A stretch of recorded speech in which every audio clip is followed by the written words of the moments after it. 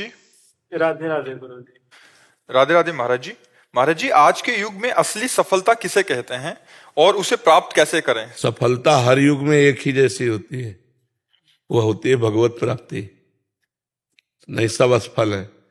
तुम चाहे जितने बड़े पद में पहुंच गए हो, चाहे जितने अरब रुपया जमा कर लियो, चाहे जितना सुंदर परिवार हो, चाहे जितना सुंदर महल हो, चाहे जितनी सुंदर गाड़ियां हैं, मरोगे तो इनमें से क्या जाएगा? तो असफल हो गए ना भाई। कमाने यहां आए थे 70 वर्ष, 80 वर्ष, 100 वर्ष, 120 वर्ष, इसके आगे तो आयु है नहीं मनुष्य की। इतने में जो कुछ कमाया उसमें से 5 रुपए भी नहीं ले जा सके, तो असफल रहे कि सफल? असफल रहे ना। तो सफलता है भगवान की प्राप्ति हर युग में। चौं जुग चौं श्रुति नाम प्रभाव, लोकों वेद नानु पाओ। यदि हर समय मधुर मधुर भगवान का नाम जप कर रहे, इससे बड़ा कोई योग नहीं। तेषाम सतत युक्ता नाम भजताम प्रीतिपूर्वकम ददामि बुद्धि योगम तम एन मामुपयांति ते। जो प्रेम पूर्वक नाम जप करता रहता, उससे बड़ा कोई योगी नहीं। इसलिए यही सफलता है। हर समय हर सेकेंड भगवान का विस्मरण ना होने पावे, हर समय स्मरण करो। यही परम योग है, यही परम सफलता है, यही परम लाभ है।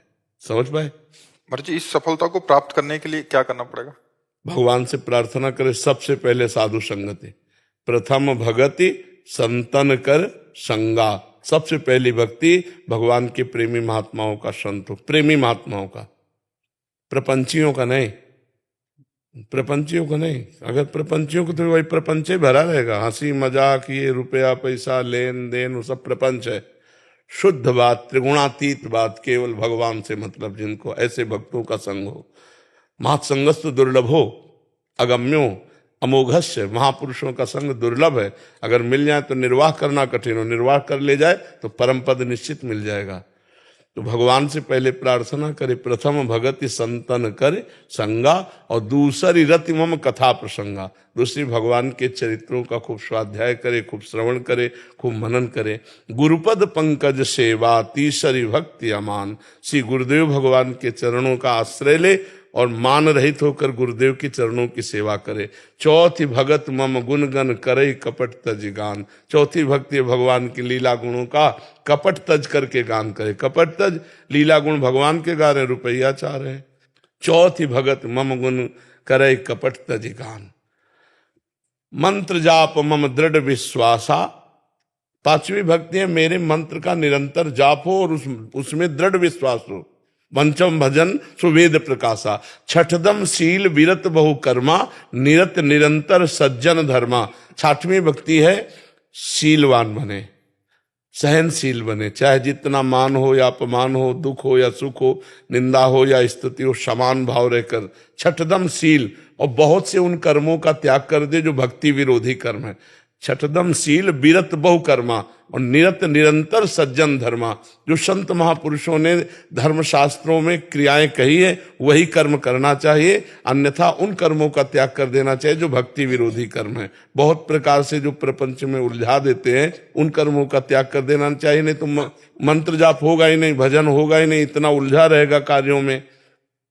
छठदम शील विरत बहु कर्मा, निरत निरंतर सज्जन धर्मा। सातों सब मोहिमय जग देखा, मोते अधिक संत कर लेखा। सातवीं भक्ति है सारे संसार को भगवान का स्वरूप देखना और भगवान से भी अधिक बढ़कर संतों को मानना। सातों सब मोहिमय जग देखा, मोते अधिक संत कर लेखा।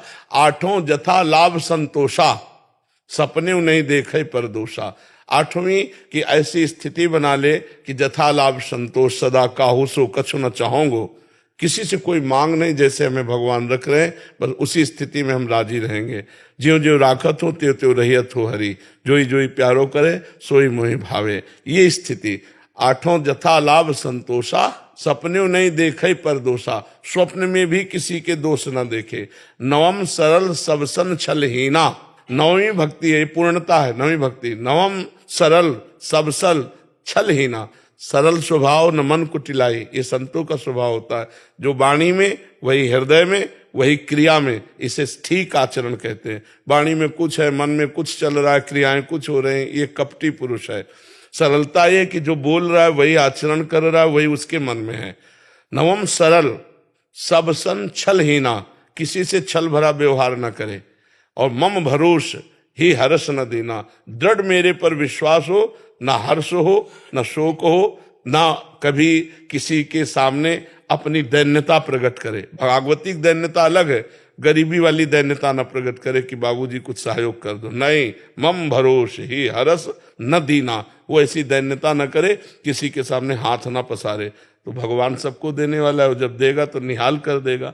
9 माँ एको जिनके हुई, अगर 9वीं भक्ति में एक भी भक्ति किसी को, तो उसका कल्याण हो जाएगा, उसका मंगल। महाराज जी, आपने प्रथम पड़ाव संत संग बताया इसमें, तो महाराज जी जो संसार में एकदम अभी भक्ति प्रारंभ ही नहीं हुई, उनको संतों के बारे ही पता नहीं है, विशुद्ध संत कैसे होंगे, कहाँ। भगवान से, इसीलिए हम सबसे पहले कहा भगवान से प्रार्थना करे कि हमें संत संग दिलावे। भगवान तो सब जानते हैं ना, तो भगवान से प्रार्थना करे तो ऐसे संतों के पास पहुंचा देंगे जिनके संग से परमार्थ पुष्ट होता है। ऐसा तो है ही नहीं कि असली संत है ही नहीं। अगर नकली नोट है तो असली उसका होगा कहीं, खोजो। अगर नकली कोई वस्तु है तो असली तो होगी ही ना, उसको खोजो। जिन खोजा तिन पाइया, गहरे पानी पैठ। तो तुम नहीं खोज पा रहे तो भगवान से प्रार्थना करो। तो भगवान जब द्रवहि दीन दयालु राघो, तो साधु संगति पाइए, तो संतों का संग करा देंगे। और संत संग हो गया तो फिर 9 भक्ति आ जाएगी अपने आप जी।